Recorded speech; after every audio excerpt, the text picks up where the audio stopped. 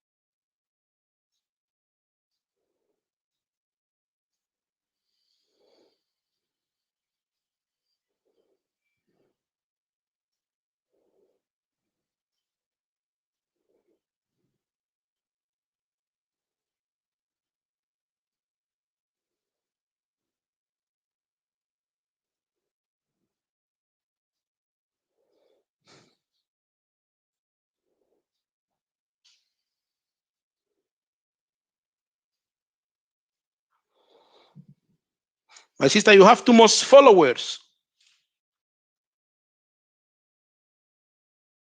Yes?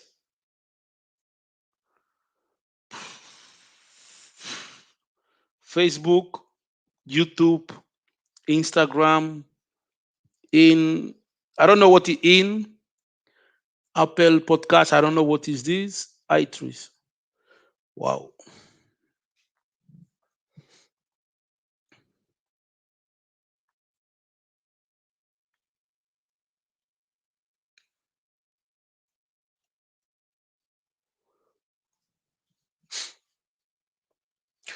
You are in Baltimore now, sister?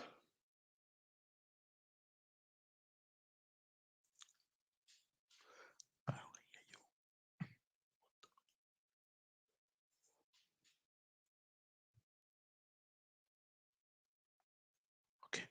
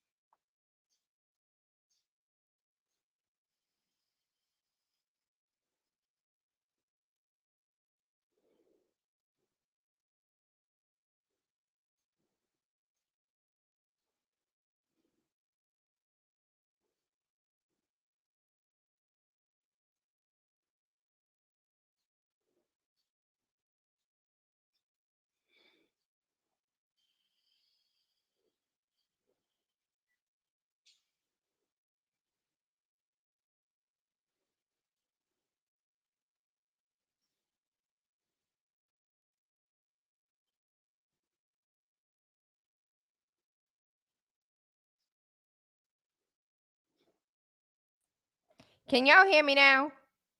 Yes.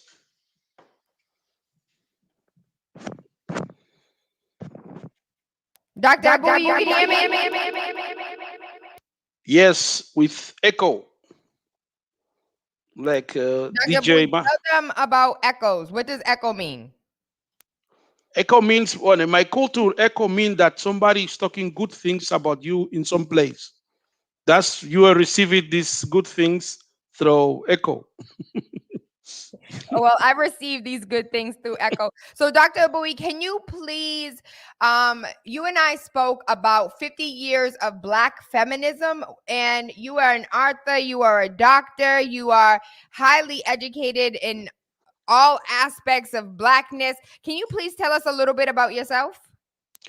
Well, first of all, I born in Equatorial Guinea. It's in Africa, Central Africa. It was a Spanish colony. I grew up in Spain. Well, I grew up with my family. I was very impacted with many peoples in many issues. When I was youth, my women's like my aunts, my grandmother, my mother, so they was activists in Free Mandela movement. And so in events like a Million Men March, which I participated when I was young, and a Million Youth March, I was involved in the militants of the community in Spain. I was African peoples. I was member of the New Black Panther Party and the Free Mandela movement and all this movement for reparations. But really, I consider myself uh, African activist or black activist, more than scholar. But many of things what I know, I learned through all the people, like the guy who was my mentors, Dr. Akinjelu Moja from Malcolm X Graru's movement, like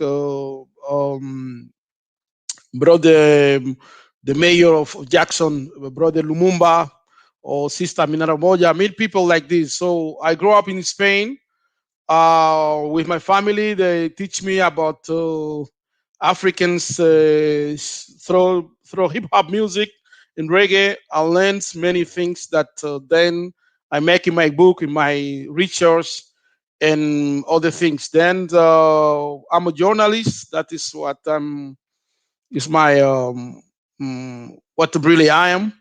And we built here in Spain the Malcolm Garvey University, who is a community university, community school, research the struggle of African people in Spain today and make history about our experience. And in this context, where I make my last investigations is this uh, 15 years of African women, black women struggle in Spain from 1968 to 2018, and is part of the experience of the women in Spain.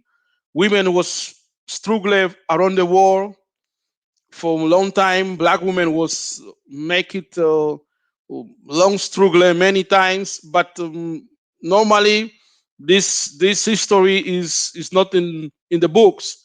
It's not in the films. Yes, we have a films like the last films make on this great warrior who is was this called? It was the Free as Slave Women's, or films like Winnie from Winnie Mandela. But the women's heroes in the narrative is something that we must to make reality. And so I grew up in a matriarchy community, and so I know this the history of many brave women in Spain who participate in the struggle for reparation, from Mandela, from anti-racist movement, for freedom, for human rights, for and from Black Power. Many are things like this that normally in the academy, when in the book, don't appear. So um, all these things what I did it in collective projects. So I was part of the movement, Pan African movement in Spain. It's an organization who born in 1986 when the young student from Congo, Equatorial Guinea, and Senegal, they assault South African embassy in Madrid to free Mandela. So this movement is the movement where I grew up. I'm not hip hop star. I'm not Puff Daddy. I'm not Schoolie D. I'm not Public Enemy. I'm or Tupac. I'm part of a community.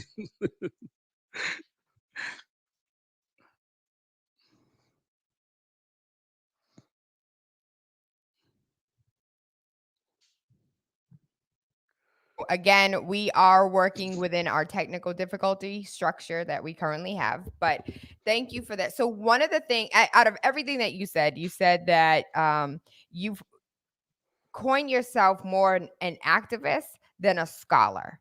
And so you said that you grew up or you came up in a matriarchy where many of us, especially here in the United States, we grew up in a patriarchy. Like it's all about the men, man. And you're like, no, it's, 50 years of women and Black women who led the movement. And here in the United States, we're just now seeing or getting the accolades from others to say, it is the Black women who are moving us politically. It's the Black women who are engaging in business and winning in business and making huge moves when it comes to business and when it comes to politics. It's like it's the Black woman.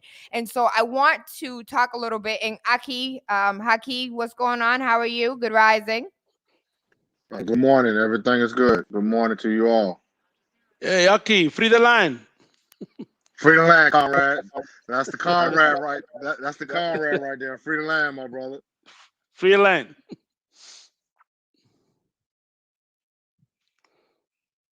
I really want to talk about is as far as the women are concerned, like talk us through these Black women, these strong Black women that have, and I would love for Dr. Abuy as well as Haki for both of y'all to like kind of tag team this, how it intertwine it, because when we look at our history, many of us only know American history, which has absolutely no Black woman in it except for Harriet Tubman and Rosa Parks. And so some of the women that Dr. Abuy speaks of, I would like to intertwine that at how it relates to us as America. So I want to take like this Black Afrocentric ideology and to just like synthesize it for people to understand how it goes hand in hand here in America as well as in Africa.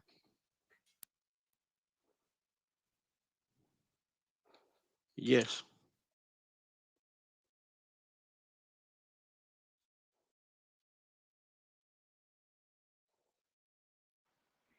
Aki, You can go first, comrade. You can go first, comrade. I'll Yeah, yeah. piggyback. I want you to begin the conversation about these amazing Black women, and then Haki is gonna synthesize it for us to understand how it works on like the United States level, so we can get a kind of like take two different timelines from two different continents and merge it together, so we can get a better understanding of how the past affects our present. Okay.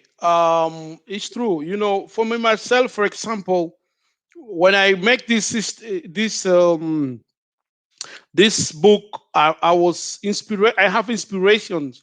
Many women who I meet in the struggle. Women like Aminata Umoja in Georgia. He's one of the founder of the Quilombo. Oh, I have many other women who come like Sister Affion in England, like Sister Esther Stanford, who teach me about reparation movement, one of the leader in Europe of reparation movement. I meet all the women who was like Frederica Newton. He's the one of the head of the Hugh P. Newton Foundation.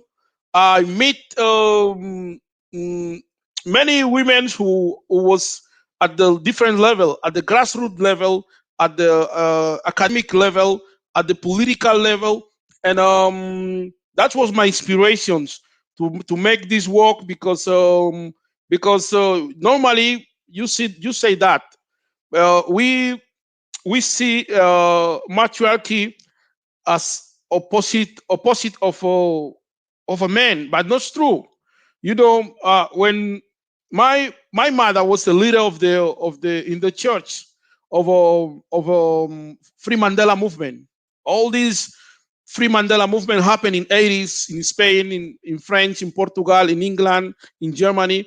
Majority was women because I was in this meeting. I see many women in all these places like Sister Kia in England.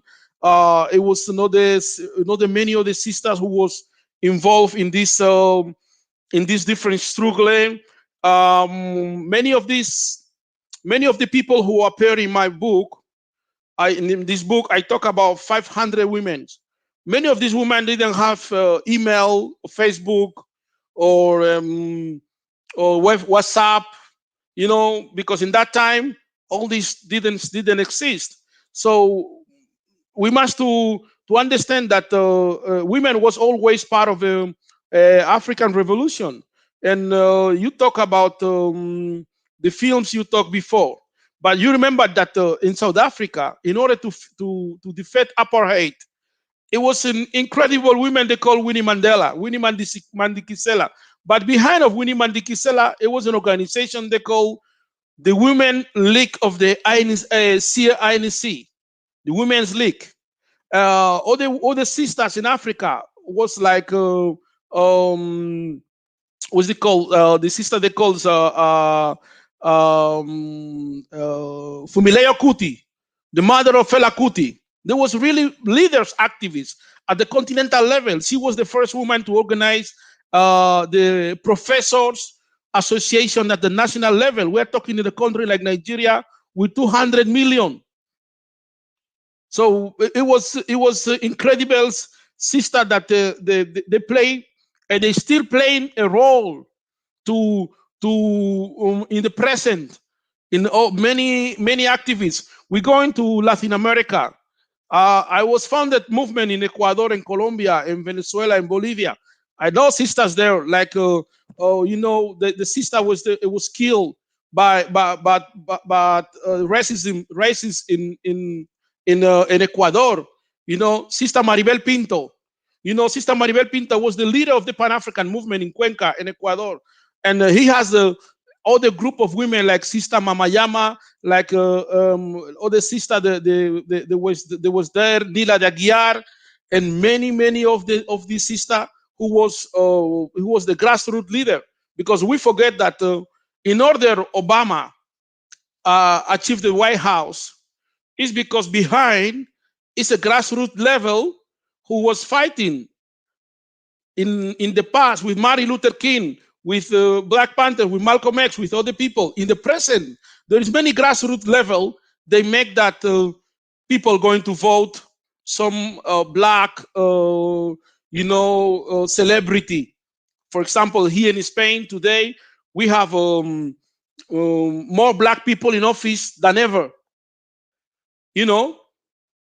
But nobody know that in order these people arrive to the office for Socialist Party or this party is because these grassroots level activists, in many of these activists is women in the church, in the education system, in many places that we or people come from, like leadership. Maybe brother Aki, it's your Aki, I'm time. gonna have you jump in here now because I feel totally ignorant. Usually I'm the smartest person in the room. Today I feel like I know nothing because he's mentioning names that I've never even heard before. And so I would love for it. He was mentioning names and you were like, like you knew everybody he was talking about. So I would love for you to jump in and really help me out here because there's a lot that I don't know. Yes, I totally agree. Because like Doctor said, over the years, I mean, all this information has been suppressed from African people globally. Like everybody thinks everything is, from a masculine perspective, or the struggle or the fight for African liberation was just a man thing. But over the years, we got to understand and put it in the proper context that the women African women have always been at the forefront of our liberation struggle, no matter where that fight was across the globe. And yes, many of the names that Doctor mentioned just now, and that's why his book is so important. I haven't got a chance to read the book yet or get his book yet, but I'm familiar with the information that he put in the book and some of those great Pan-African women that he's speaking of. I've studied a lot of those great women throughout the history, and I know of them also through my years of development as a Pan-African as well. That's the issue.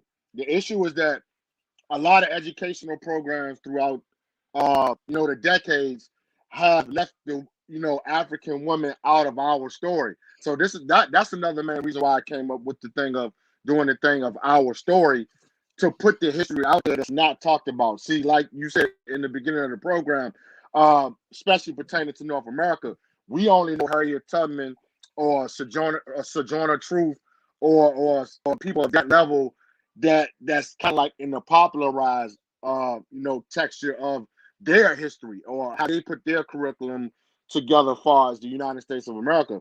But no, our story goes deeper down the rabbit hole than that. And we got to understand that African women have always been at the forefront of our struggle. And we could take this back into a chronology context of taking it back to Africa. Now, ever since the liberation struggle to liberate Africa, it was some of the women who have always been at the forefront of trying to liberate Africa, or try to keep Africa out of the clutches of colonialism, imperialism, of outsiders and invaders. We can take this struggle all the way back to the beginning of, even in the Nubian Kush era, of the Nubian Kush queens. Queens like Amanti Shaketo. She was a Pan-African woman, African nationalist woman, a Pan-Africanist woman, and a whole lineage of Nubian Kush queens who were at the forefront of trying to liberate Africa and keep foreign invaders out of Africa and things of that nature. And we could take it over to the west coast of Africa, where we could take it back to the period of time of Queen Nzinga, who rose up against European imperialism and European nations that tried to invade their kingdoms. You know what I mean? You got queens like in Ghana, like Ya Asantewa, people like that. And these women that I'm speaking are the foundational Pan-Africans. These are freedom fighting African women who have been fighting ever since the colonialist period of time, that who are not known either. They're known to us Pan-Africans, in the Pan-African educational system, but they're not like really known far as like in the totality of education systems across the world. But see, that's our duty to tell the story. The educators, the activists, who know these things, who know this history. So this struggle is not a new struggle, because um, women have always rose up, have been the most powerfulest figures in our struggle, who actually are the head of the struggle. Many people don't realize that the woman is the head of the African struggle, because she is the one that she does a lot to contribute to our struggle. You know what I mean? Whether it's the education, the culture, the traditions, of African liberation and things of that nature. The woman has always been the head of that. Some of our great revolutionary freedom fighters are women. You know, uh, we could take it back to Garvey. A lot of people put a picture on Garvey as, and he deserves it, because he is like one of our great Pan-African Foundation leaders. But people don't realize he had great women freedom fighters, on his side. He had great Pan-African wives like Amy Garvey and his other wife. You see what I'm saying? These people are not known. You know what I'm saying? And this is why this book is so important, because these women are not even known. And especially even in the Spain Pan-African struggle. I know many of our people in North America don't know about the Spain, Pan-African struggle, or the Black Power struggle of Spain. So I'm happy that Doc is putting this information out, because it's needed, because a lot of our generational kids, especially our daughters, who feel like Yes. that they don't have, like this role in our story. You see what I'm saying? So we need more information like this. We need more books like this. We need more history to be told about these great African women freedom fighters, because our daughters are sitting around just learning education on a masculine level or a patriarchal level. No, we need more of a matriarchal education, because our daughters need to know these great sisters' names. Yeah, look, I have in the book, I have 2 chapters talking about Emmy Jacks and Emmy Aswood. The Dr. Garvey like women with the name Emmy. So, so I have 2 chapters so people can understand what kind of a women we're talking about in Spain. So they must to know, first of all, before you know Beyonce. I like Beyonce, but before you know Beyonce, you must to know Amy Jazz Garvey, Amy Aswood, because the life of Amy Aswood is like Hollywood. She traveled all over the world. She traveled to Africa. She traveled to Central America. She traveled to Europe, building African freedoms, building political parties, building business. See, this woman, if this woman is white, they was making films about his life. But we don't know about these kind of women. We have other people, other women is the book that I told. It was my great inspiration when we was because we come from hip hop movement. This sister was the Sister Soldier. Somebody remember Sister Soldier? Sister Soldier, she was playing with Public Enemy in the beginning. And yes, and Sister Soldier bring conscience people. Myself, I was follow groups like MPMD, like Africa Islam, Paris, all these groups. And Sister Soldier is one of the first women who broke this. She didn't bring me feminist idea. She bring me black revolutionary ideas.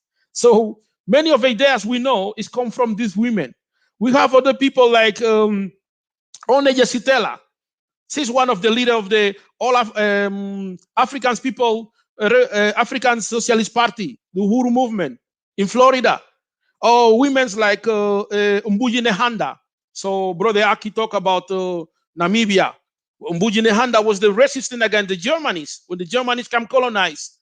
She was another one that Bob Marley used to talk in his song is Nani. Nani appear in the dollars of Jamaica, $5 Jamaica. Nani appears there.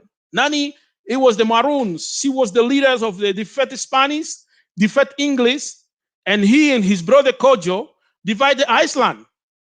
She's Nani. So Nani appear in my book too, because we must contextualize the people that we are not talking women's of Madonna. Who's that girl? No, we are talking about Sister Sulia. You understand? So we must be clear in that. Women like Dandara. Dandara was the wife of Zumbi in Palmares. When Zumbi died, Dandara called the Palmares, in the defeat the Portuguese, defeat the Spanish, defeat the Germans. And when we talk about Haiti revolution, we talk about Bookman, we talk about Mackendal. But she was a woman who write the document that the Haiti people read the night when they make the revolution started. You know? So all these people is, as Brother Haki said, is not new. It's not new.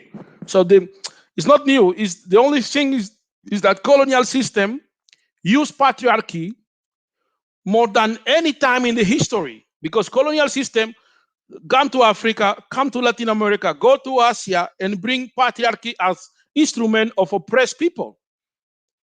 You know, and he convinced black people that all this wrong idea we has. But when we go into history, we will see, we say the Wailers, but the Wailer have three women play with Bob Marley.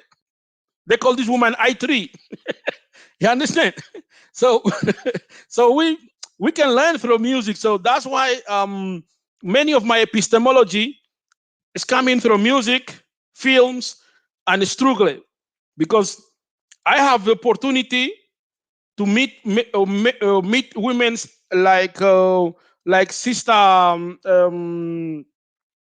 Pam Africa.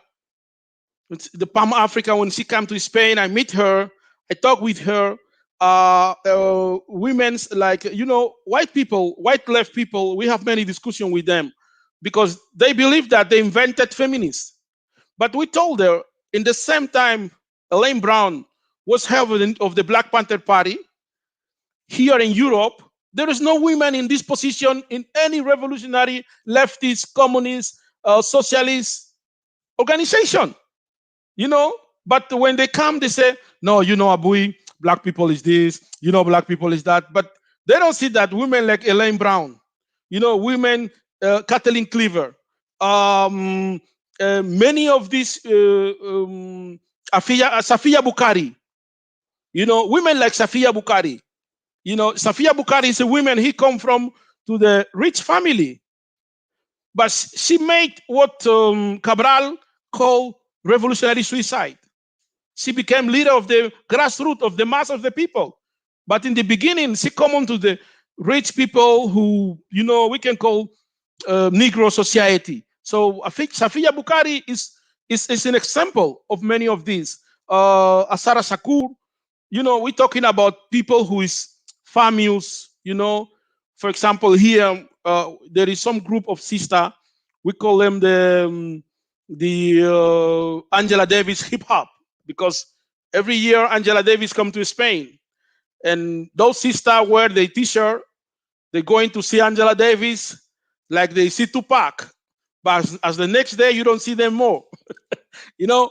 But Angela Davis is an example, and we must to bring all this. What I'm doing in the book is bring all the experience, not only in Spain, but and around the world, and show this history, because this history is not me or brother Haki who invented anything. I met Aminata Moja the same time when I met Dr. Kali Muhammad. You understand? And Aminata was organized New African Women Organization. Understand? In that time, it was 1998.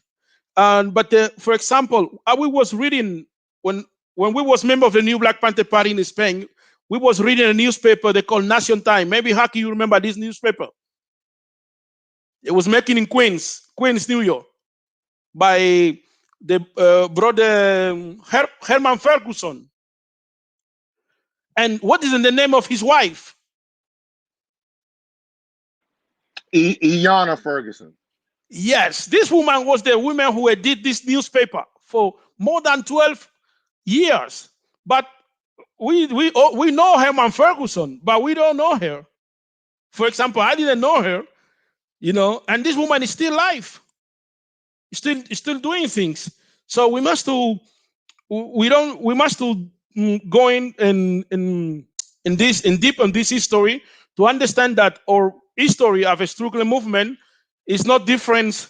The women was always, all the time, was inside of the struggle. Not only inside, what's in front of the struggle.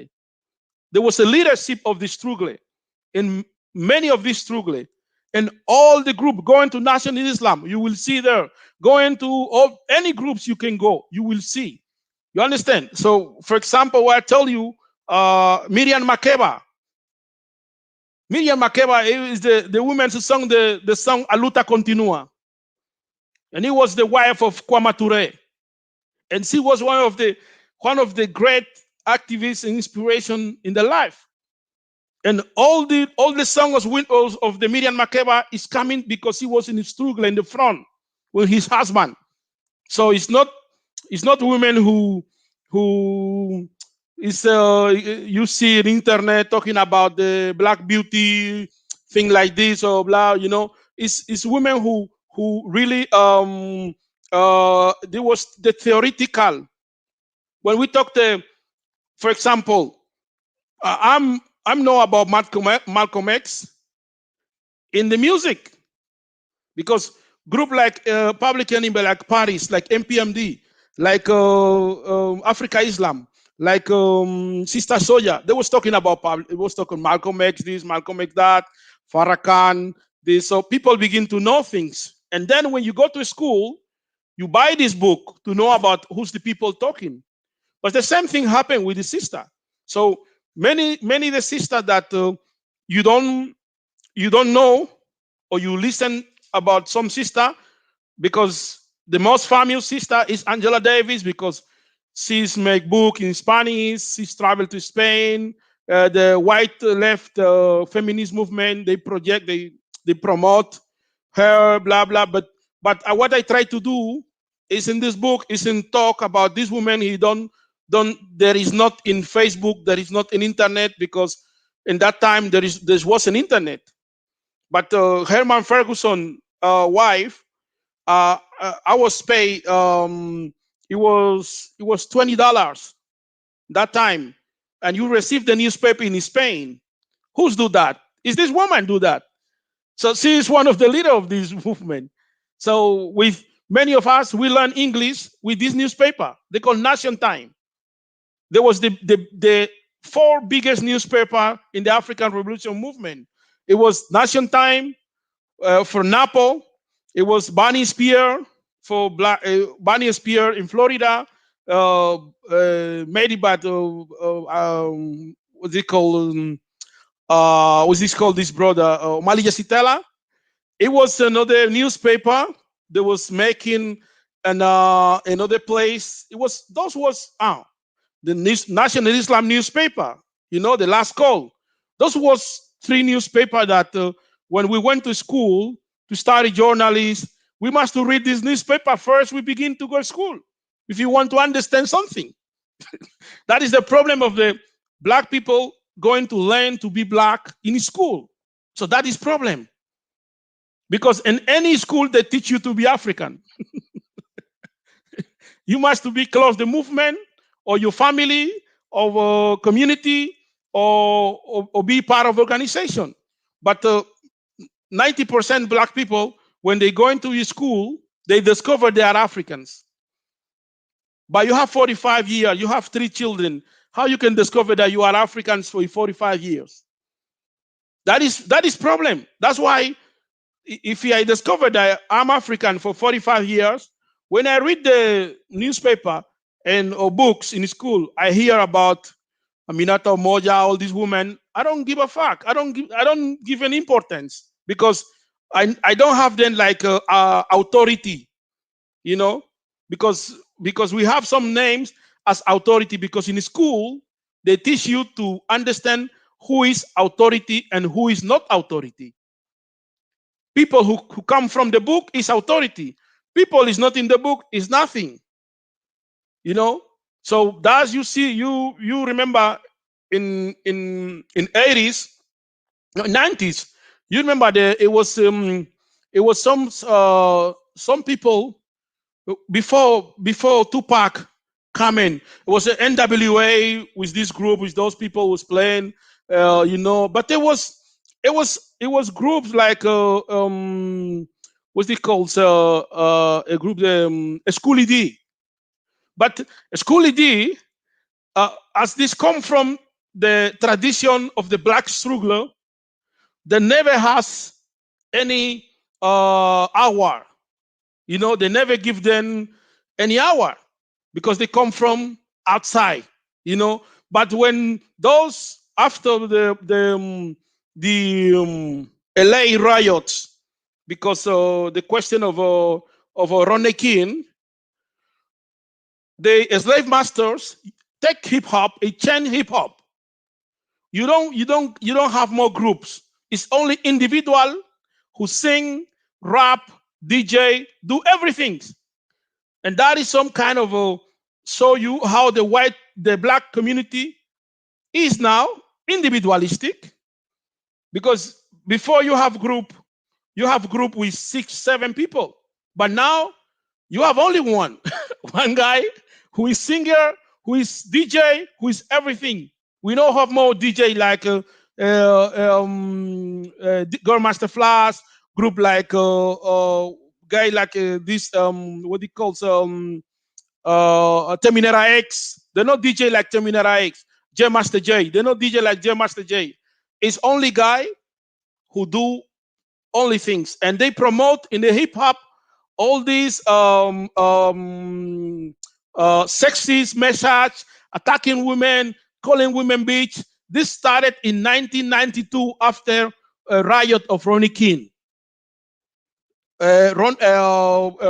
President Bush's mother, Barbara Bush, make a statement calling the records to stop political music like Fuck the Police, Ice-T, all these groups disappear. So they bring you gangster rap. And gangster rap, it was essentially attack black women, attacking African women in all sense. You know? So black women group disappear. There was only men singing hip hop, making music. And it was this kind of propaganda, attacking women, women this, women that, you know, all these things. Even Tupac was inside. And Tupac come from revolutionary tradition. He come from revolutionary tradition. He come from the Black Power movement.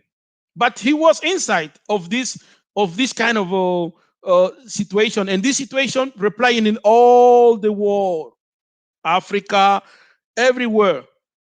Attacking and presenting black women like nothing. Through the music.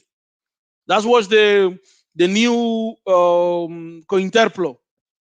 That was the new cointerplo. It was very effective for us. I am um completely blown away. So my first question is this book in English? I'm in a negotiation. I'm looking for one house public who want to translate the book to want to publish in English. Now it's in Spanish, and you know that we have 200 African million speak Spanish, and the African people speak Spanish. We are the most colonized people. We are the most colonized African people because we suffer different colonization that English speaking. We suffer what what the Fela Kuti call direct rule or indirect rule. And indirect rule means that you don't only pay me as colonial. You must to take my names, take my religion, be like me.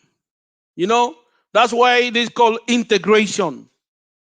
So integration is when Marcus Garvey said against integration, people don't understand because Marcus Garvey spent his life in Costa Rica, Venezuela, Chile, Peru, and he know what you mean integration. So black people is more poor today in South Africa and the US than when they have apartheid or Jim Crow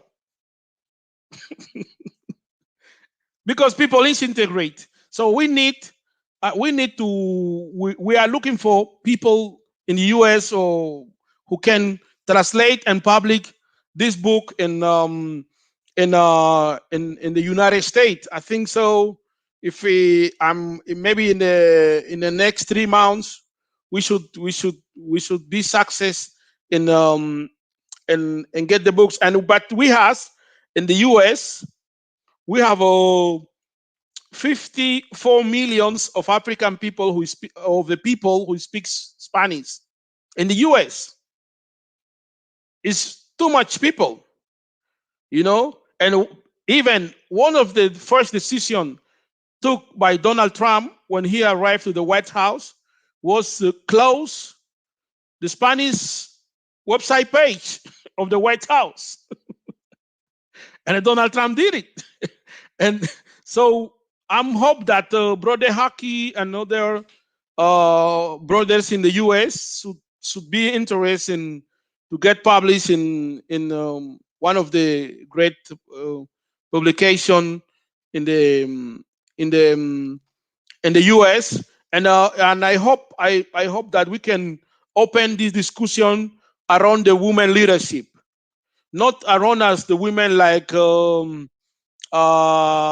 victims. No, leadership, because we or women, black women never was big victims. It was leadership. The black woman was fighter in the slave in the colonial in the slave time. Black woman was fighting. If you see Django, you see all these films. Women that are inside, fighting for Kunta Kinte roots.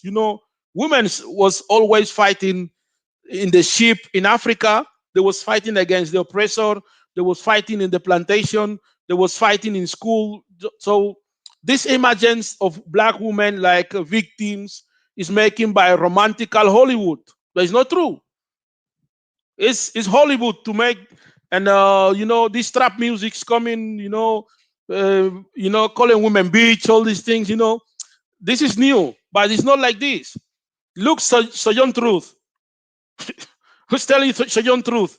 She was she have an army organization. She was no NGO.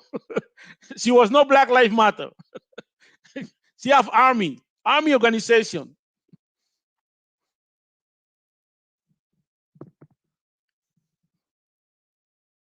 So right now the book is not translated into English. The book No, that I wrote, I got translated into Spanish.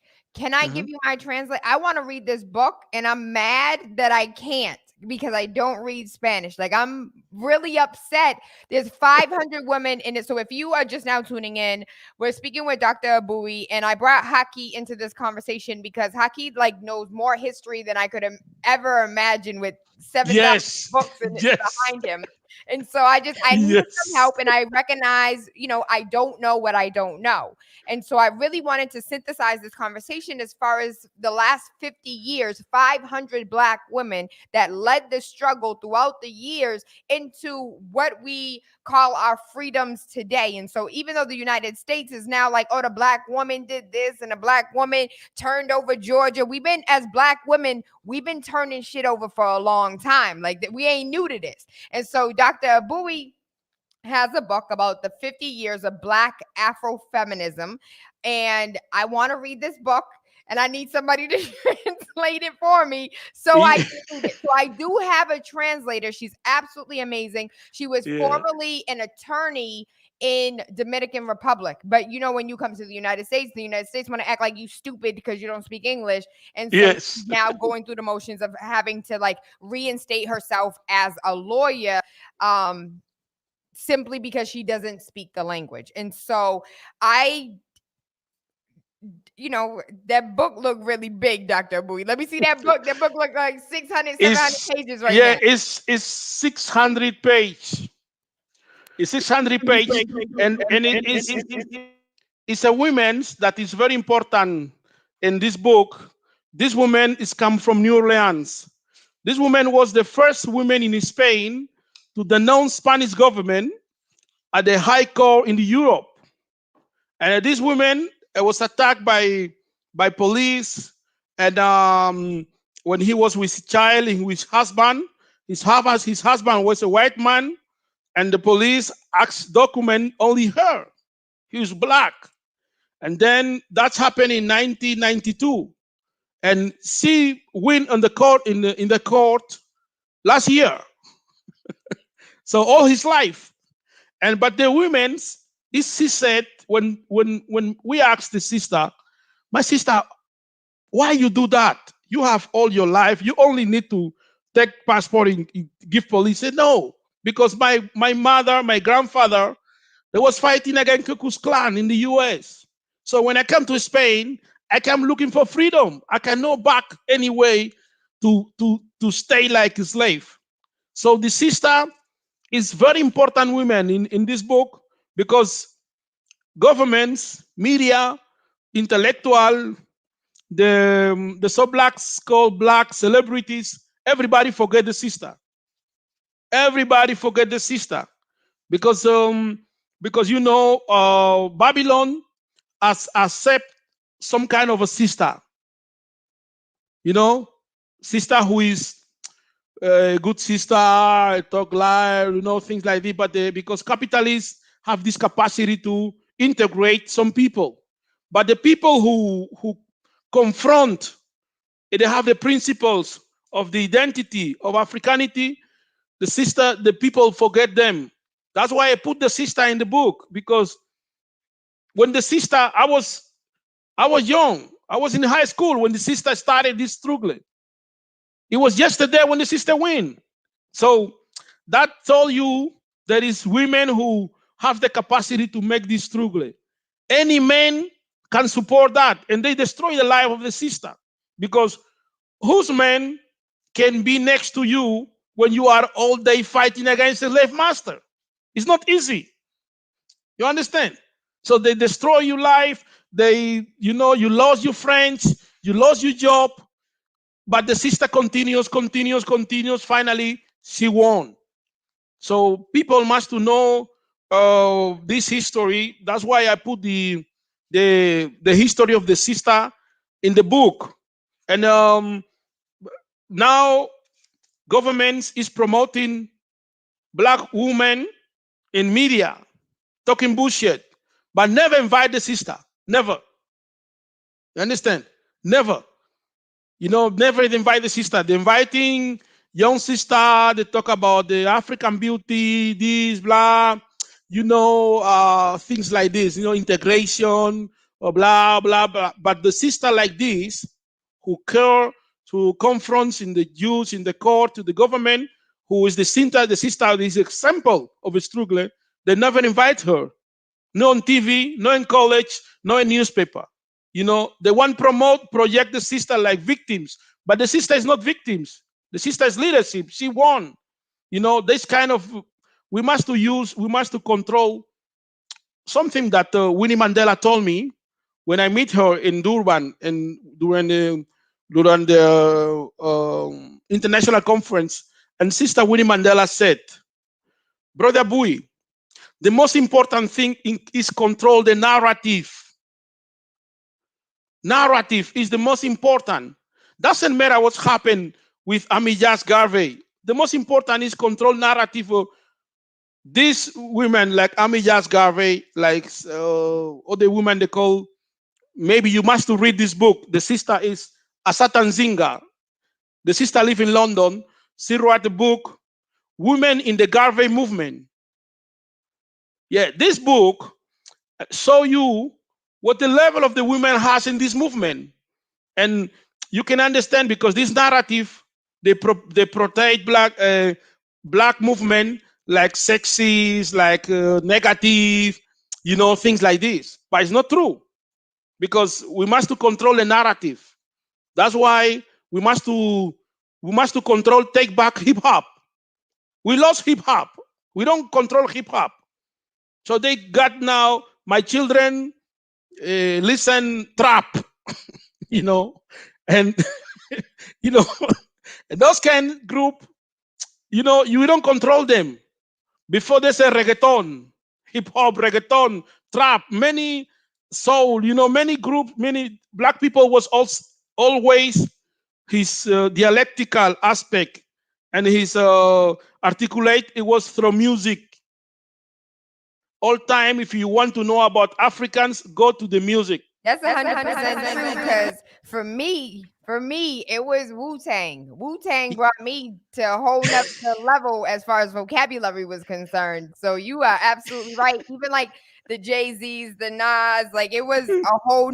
It was the whole dictionary for me. We're gonna go ahead. Let's play these bills real quick, and when we come back, Haki, I want you to, based on what we just heard from Dr. Abuy, I want you to kind of touch on that because one of the things that hit me the hardest it was when he said we used to have groups, hip hop groups. We used to have like women groups, and then after the Rodney King the police, they were like, nah, everybody for one, like one person, that one person have to be in the front, that one person does everything, that one person gets all the accolades.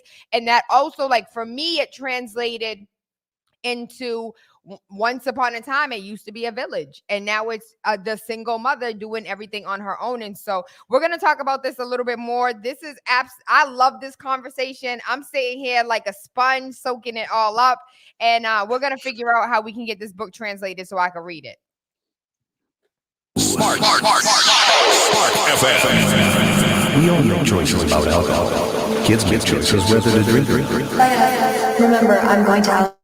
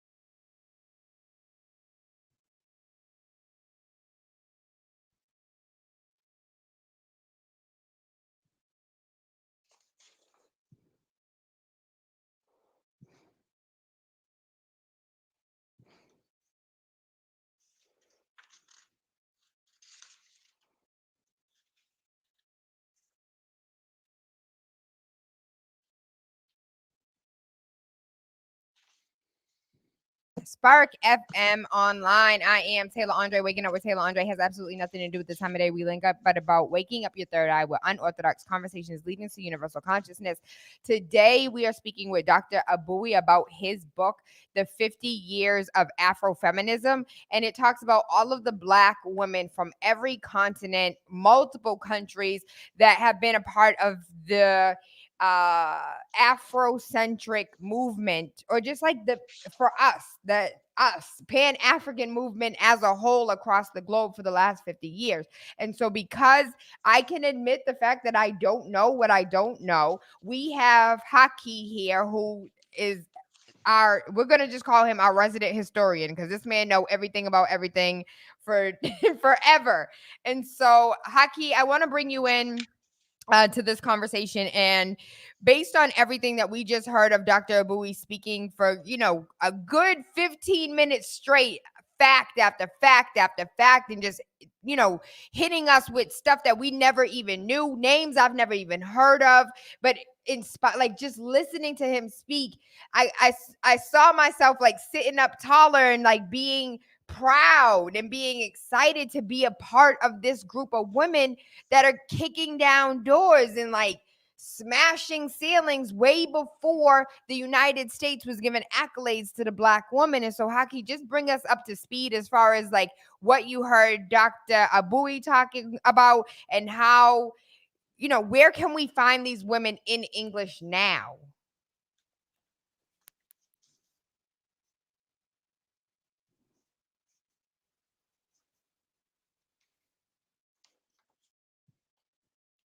Aki.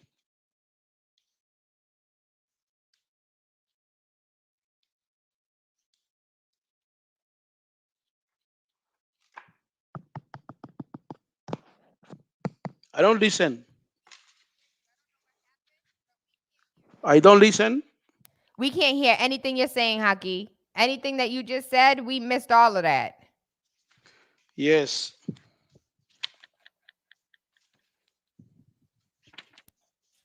We might need you to leave and come back in, because I can't hear anything that you're saying. And Dr. Abuy can't hear either. And so We can listen to you. so if you're Maybe. just now tuning in, let me tell you what you missed. So Dr. Abuy is grew up in Spain.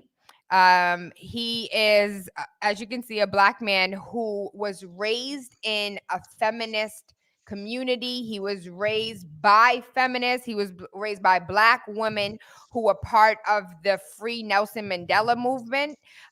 He is a historian. He's also Haki, I got you. He's also a journalist. He said, aside from being a professor, he considers himself to be an activist more than an educator. And so, Haki, let me see if we can hear you.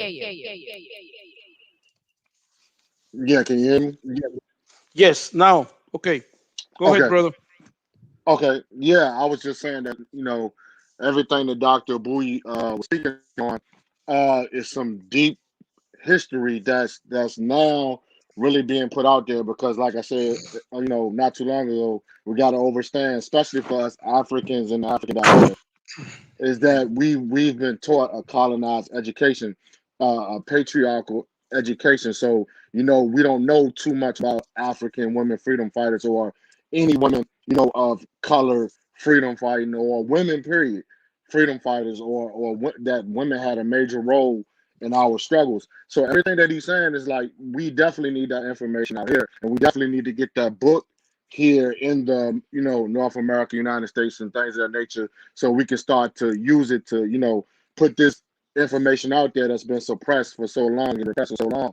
And to piggyback off of what he was saying, um I'm gonna just go ahead and use a quote from like one of our elders. Like she's his elder too. Sister. Amanada Umoja. Yes.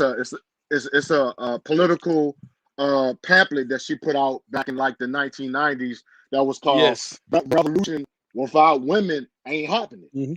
You know what I'm Yes. saying? That's like one of the most powerfulest like quotes that can empower any woman today. because it makes a strong statement that revolution without women won't happen, which is facts. Because throughout history, women has always been in the forefront of the struggle. We can't do nothing without our women. The woman is the backbone of the struggle. She's the first teacher of a nation.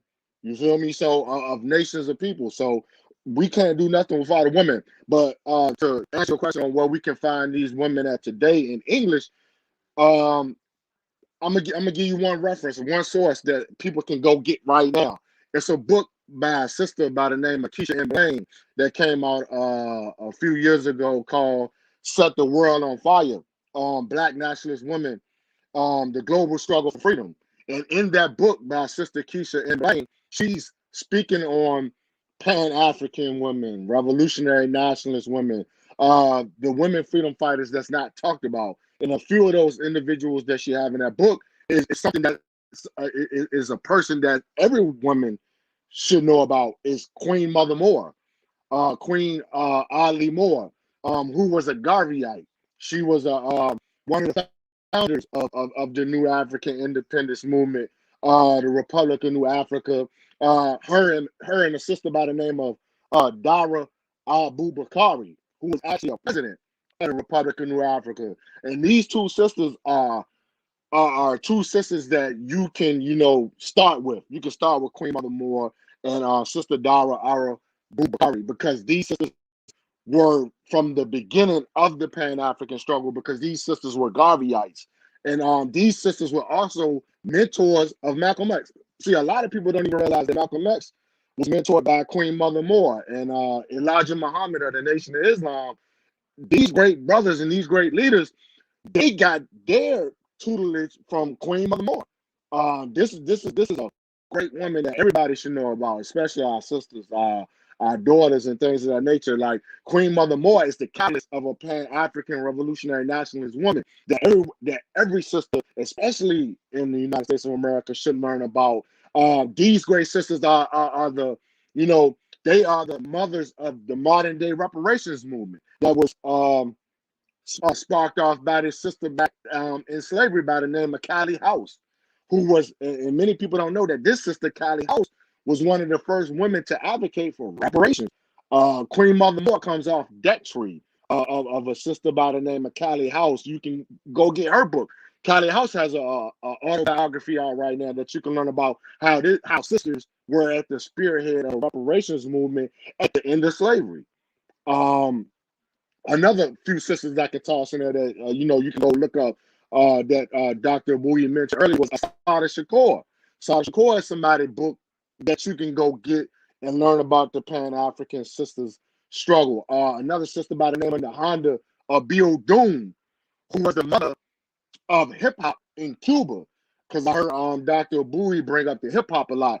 You have a sister by the name of Nahanda who passed away a few years ago, who was a part of the New African People's Organization, who also was a great close comrade of Asada Shakur, who also had to flee to Cuba from persecution here in North America. A great sister who brought hip hop to Cuba, and she brought revolutionary nationalist politics to Cuba along with Asada.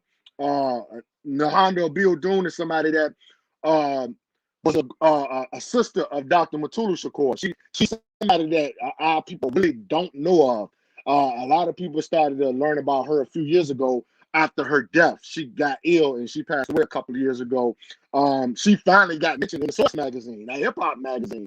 Wrote a story about Nahanda, who's actually named after a great freedom fighter in Africa from the colonialist periods of time. So there's a lot of sisters out there that Dr. Abuy mentioned, like Kathleen Cleaver, Elaine Brown, of the Black Panther Party. We got great sisters inside the Black Panther Party who also are actually Pan-African sisters as well, who are in the Pan-African struggle. So yes, everything that he stated, I definitely co-sign. I would definitely like to learn more. Like you said, I want to read his book also. So I hope we can get his book here in America in English, because that's over 600 pages of suppressed history of that's a library that we could teach about our sisters who were matriarchal queens, who are Pan-Africanist queens.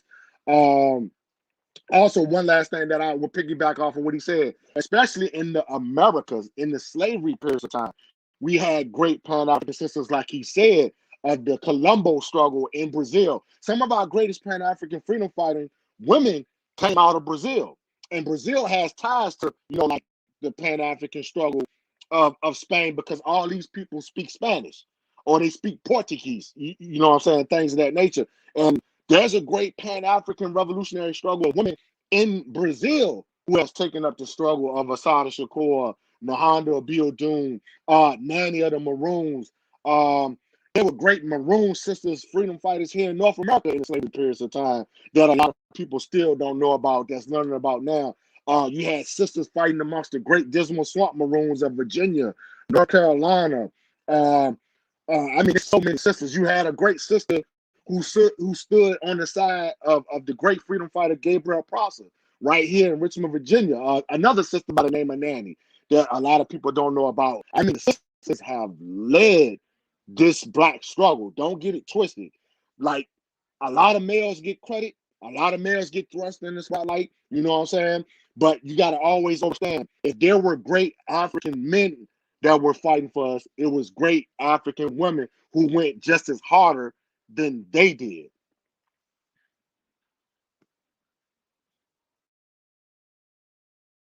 I am so inspired today. Like, I'm so inspired to be a Black woman, and very excited to read about them all. And so, Haki, there was somebody that Dr. Abuy mentioned, and then um you mentioned that, like, she's still alive today. I have to, like, go back, and do you remember who? Like, I want to get in contact with her, and I would love to have a conversation with her and to interview her. Like, I want to build on this, because this can't just be a one-off conversation. This can't be a one-off. Like, I want to have multiple. There's 500 women in that book. I want to have 500 different conversations, because this Yeah.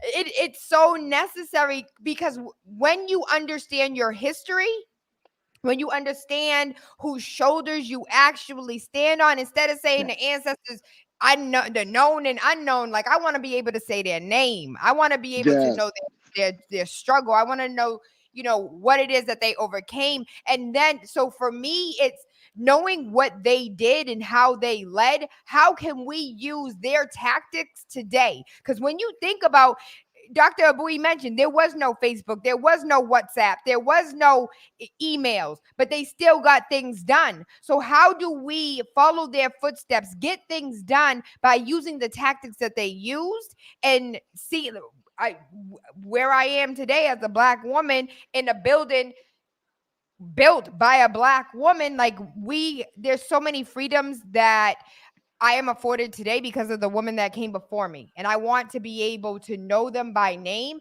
and to be able to teach my daughter their names, and her daughter their names. And so, Dr. Abuy, I want to say thank you. We are coming to the top of the hour, but I want to say thank you now for, first and foremost, reaching out.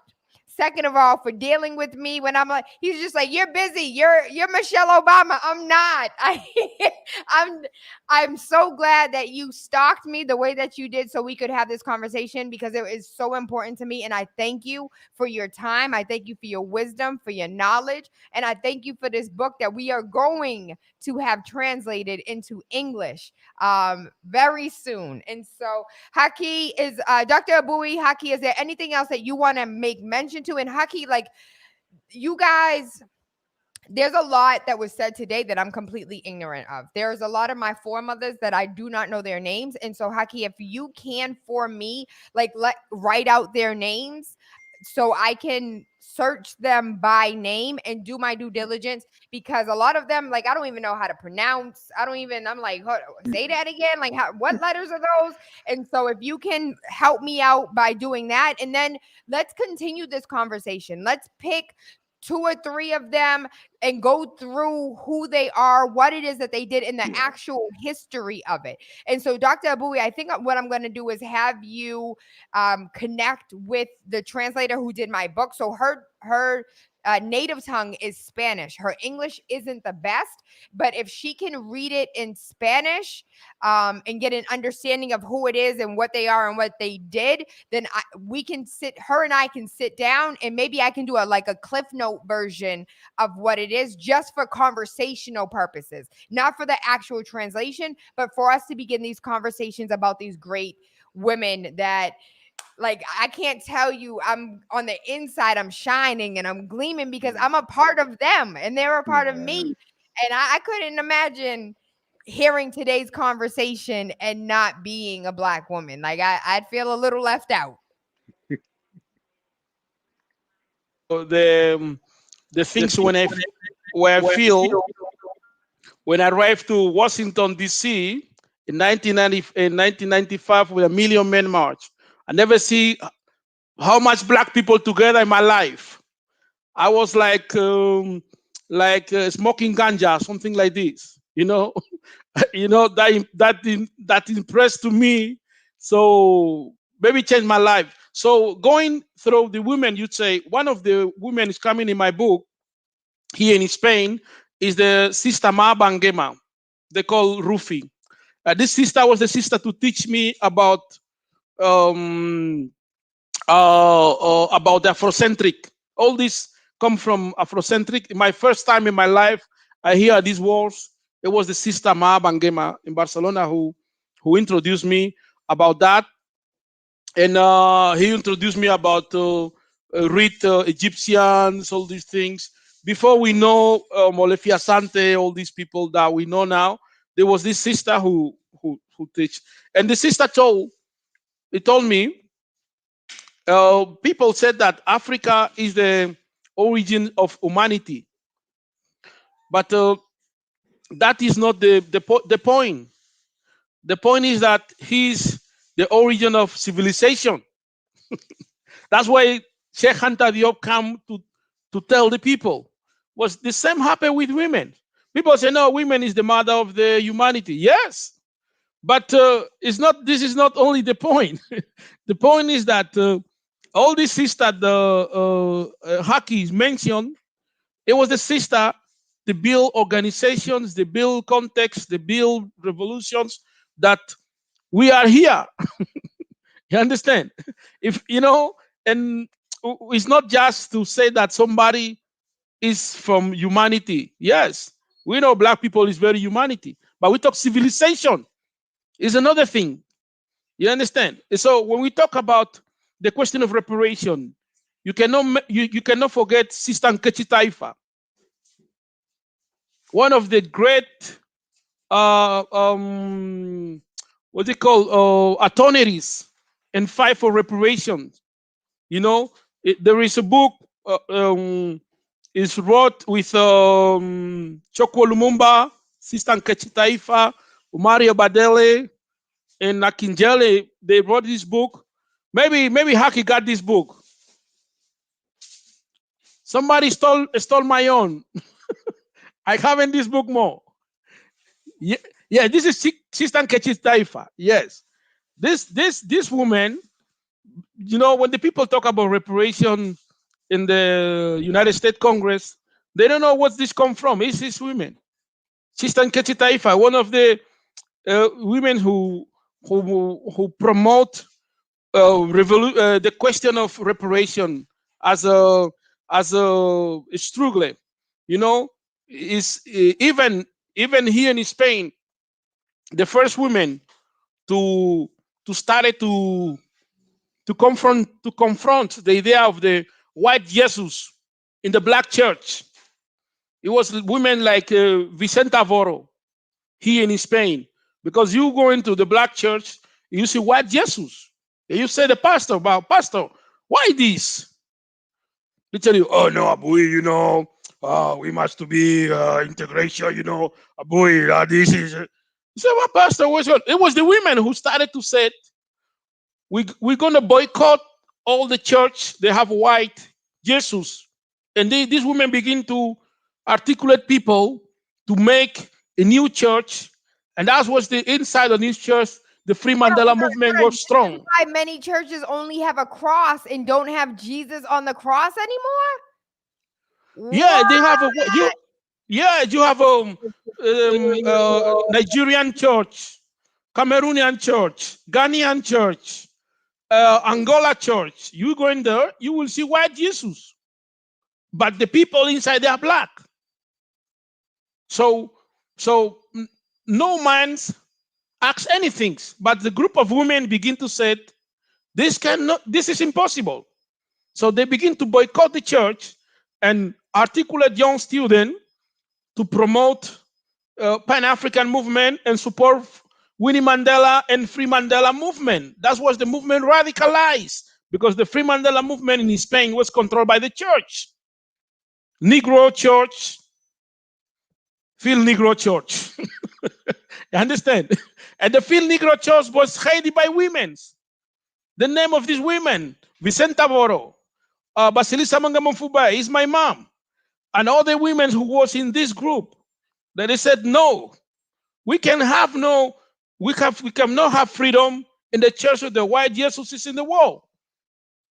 So that is some kind of experience that I put in my book, because as a consequence of this boycott, people begin to know who is Chris Honey, who is Steve Biko, what is going on, and things like this. Even when the Million Men March took place in the U.S., here in Spain, people talking, no, Abuy, this Farrakhan is racist, he's Muslim, he's dangerous, blah, blah. But there was many women that it was Christian, but was follow Million Men March and the discussion in the church, in the community. So the conscience of freedom, the intellectual conscience is coming from these women. We have many brothers who was PhD, is coming to the school, blah blah blah blah blah, but they don't understand the question that you cannot have white Jesus in the black church. They don't understand. But this woman didn't go to school. This woman didn't have PhD, but they have the knowledge and the conscience to rule and to determine what is the ideological. And this is the question. This is intellectual question. It's intellectual debate. So I have many of these women in my book, and these women, they are not appearing in any history in Spain. You understand? They aren't going to appear in any history in Spain. One of the women appears in my book is Celiamba, Maria Celiamba. He's one of the sister who started the movement because governments in Spain, in other part of the world, kidnap black women, the children, to give them to white families to get them or to put it in the jail, in the youth jail. Many youth jail is taking because women's going to market to buy something. 5 minutes when they back, police is in the home say, no, your children is alone. You are not able to care these children. Malcolm X mother, you remember? Yes, the same thing. So they take many of these women from Senegal, Mali, Guinea Equatorial. They have this problem, you know, and the white feminists, they don't have time to talk about this. So Pan-African movement, they take this question as one of his program, and the sister spent 1 year in jail because the government denounced the sister as she kidnapped their own children because she refused to give the children to the state to put it in the youth jail. So she spent 1 year, and she became famous in the community. There was actions, demonstration for his freedom. The sister passed last year in December. And the sister was one of the women who broke this conscience about these terrible actions that the black women and the black people in general we suffered in the slavery. During the slavery, the slave master took your children and sell it. Now they don't do the same, but they take it, they put it in the youth prison. They tell you that you don't have money, you don't have able to care the children because the children going to school, and the Same issue, the the same issues going on today here in the United States in the form of medical they're taking the kids because you Yes. physically can't take Mm-hmm. care of them, because you financially can't take care of them. Mm-hmm. I'm still building on the conversation for us to have like the DSS and the DYS and the Yes. like taking youth out of the home and what's it called, adopting, like having families go ahead and adopting the kids and Adopting. Yes. Yes. I'm not a drug addict.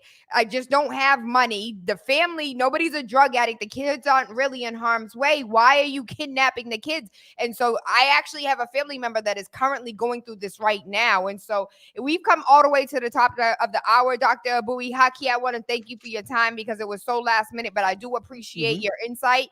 And I do want to continue this conversation. So let's talk offline and figure out how we can get those 500 women into a 500 different conversations. And so we can go ahead and build the knowledge of these women that have impacted our world so much so, but we don't, whatever you are doing in your life right now is because of the freedoms that were afforded to you by a Black woman. I don't care if it was from the 2021 or if it was from year two. It's always been a Black woman. It's always been us. And so I thank you, Dr. Abuy. I thank you, Haki. Dr. Abuy, how do we purchase the book? And Haki, how do we contact you to gain the knowledge that you all have? After they give their contact information, we're going to go straight into commercial and end the show like that. And so I am Tayla Andre. Waking Up with Tayla Andre has absolutely nothing to do with the time of day we link up, but about waking up your third eye with unorthodox conversations leading to universal consciousness. Everything Tayla Andre, TaylaAndre.com. Yes, you can find me on Instagram at hockey_Quayle_Shakur. You can find me on Facebook, Hockey Quayle Shakur. Okay, I'm in Instagram too. You can find the book in Instagram. I'm in Facebook as Thomas Tiotom, Abuy Nfubea, and you can find me even in the Malcolm Garvey University.com. And well, this is I want to thanks too much Brother Haki, because Brother Haki is play the great role in the last 5 years to teaching and give people the history of a struggle. I started to follow Brother when he talk about the Pennsylvania, the Nat Turner, all these questions he talk, and he educated many of us, because we come from a tradition of a struggle, and a brother use this channel of internet is not easy, and he used it easy to us, and I thank sister for invite me. Thank you very much to invite me. I know that you are very busy. You are not Michelle Obama, but you are most worse Winnie Mandela or something like this. You are very busy, and you take your time to invite me. Thank you very much. Thank you, Uhuru, my sister. Free line.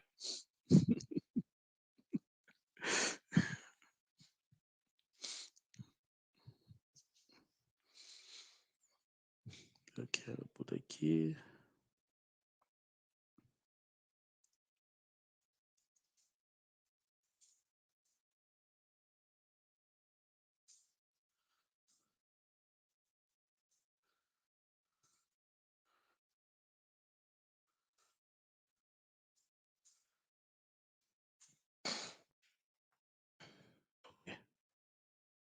Leave studio.